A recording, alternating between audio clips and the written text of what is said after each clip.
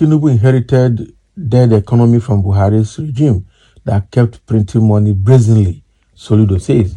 So what is Soludo trying to say here? Is Soludo not part of Buhari's economic team? So why is he saying it now? When he was a member of Buhari's economic team, what did he say prior to becoming the governor of the state, of Anambra State? So what is he trying to tell us here?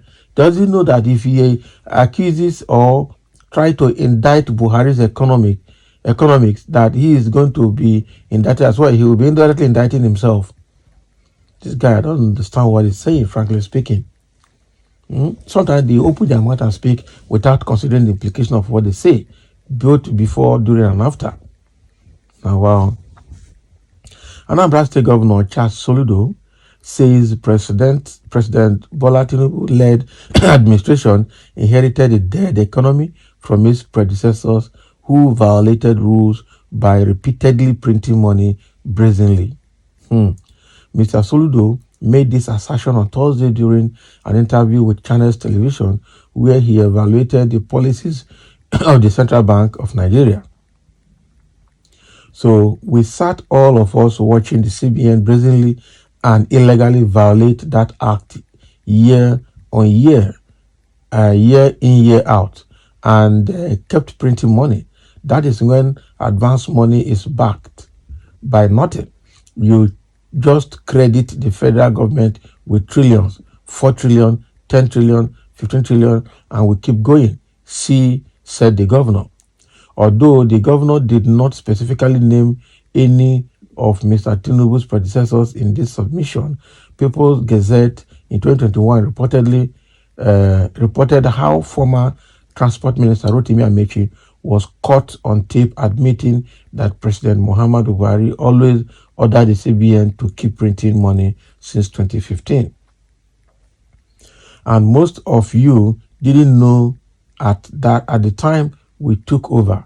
Most Nigerians don't even know because we have sworn to an oath not to tell anybody we were printing money, said Mr. Amechi. Exactly. That was Amechi's confession at that time. Mr. Soludo, a former deputy governor of the Apex Bank, was he a former deputy governor or he was a full CBN governor? Soludo was CBN governor under Obasanjo now.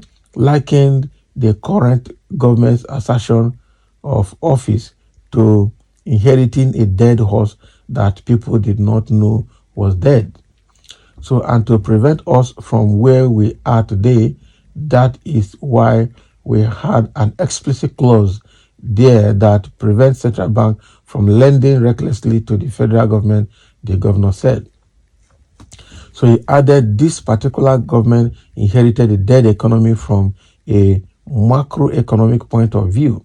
This government inherited a dead horse that was seen standing, but people didn't know that it was dead. I think it is important for Nigerians to understand this, and it is not a tea party. Can you imagine?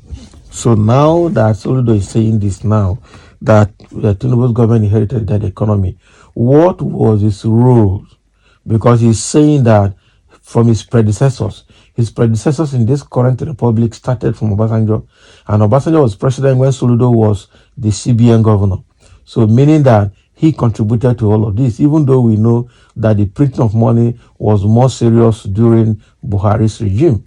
And it was this Emefiele that was still the CBN governor throughout the Buhari's regime. He didn't want to say anything because they were using him and he was getting his own whatever share or cut he was getting from the activities. Okay, so now he's trying to compare the economy to a dead horse that people saw was standing but never knew it was dead. That there were laws and policies in place that prevent CBN from printing money anyhow, that also prevents CBN from lending money to federal government anyhow, but all of these were violated. Yes, now why won't it be violated? This is what happens when the presidency or the president himself actually determines who becomes the CBN governor, determines who becomes the CJN, determines who becomes the Attorney General Federation, determines who becomes the Chief of Defense Staff, Army Chief of Staff, Air Chief of Staff, and Naval Chief of Staff. Eh? So when all the key positions, only the president determines who goes there, then that is all you get. He determines who becomes the president of the Supreme Court or whatever. Eh? So that is all you get. So CBN will not be different, will not be excluded. CBN will not be different from all of this. So all CBN is being violated, or CBN rules are being violated because the CBN governor is in the pocket of the president.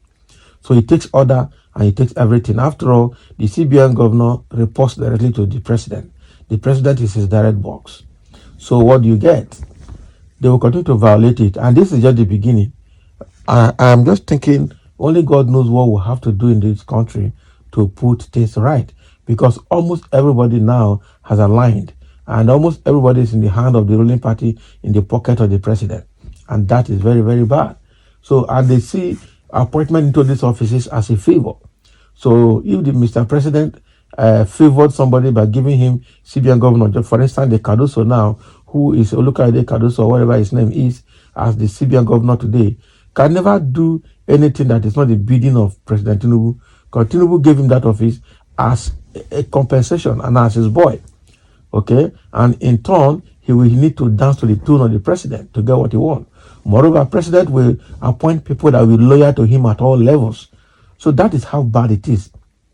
So at the end of the day, judiciary is not independent, legislators are not independent, MDAs are not independent, and director generals or DGs of federal government parastatals are also not independent. So everybody is dependent on the president, and that is how bad the system will continue to be. Oh wow! Somebody says, Soludo, you are governor for Anambra State, not press secretary or spokesman or the president. Were you there? Why can't you speak at that time? Okay. It was only Obaseki of Edo State that the nation, okay, that told the nation that Buhari's government was printing money, and nobody supported him. So you are a power-drunk professor, extremely disappointed of your political loquaciousness. This is unbelievable. Tinubu will fix it. Okay. How will Tinubu fix this one? How is he going to fix it? Frankly speaking, according to this first commentator, we're all there. We all heard it clearly when Obaseki came out to indict Buhari's administration for printing money recklessly. And all other governors of the country kept quiet, and Obaseki was on his own. At the end of the day, he didn't have any support. So after saying it, at the time, government denied it, but at the time, they couldn't say anything about it again. Now it is coming to the public. So why is Soludo saying it this time? Soludo must have been a member of the economic team at that time, or I don't know whether he had already become the governor of Anambra State, but at least he was there as a key political figure in the country that time when Obaseki was saying it. But nobody supported him. So what do we have to say now? Why are we speaking now? Well, it is what it is. Soludo should go and manage his state. Now you see, he thought he's going to be the president of Nigeria. If Peter Obi is not allowed to be president of Nigeria, Soludo will never be. That is the thing. Whether he likes it or not. Because whatever he's doing today to play along with APC or play along with Tinubu will not pay him when the time comes, whether he likes it or not. So thank you for listening, and let's have your comment.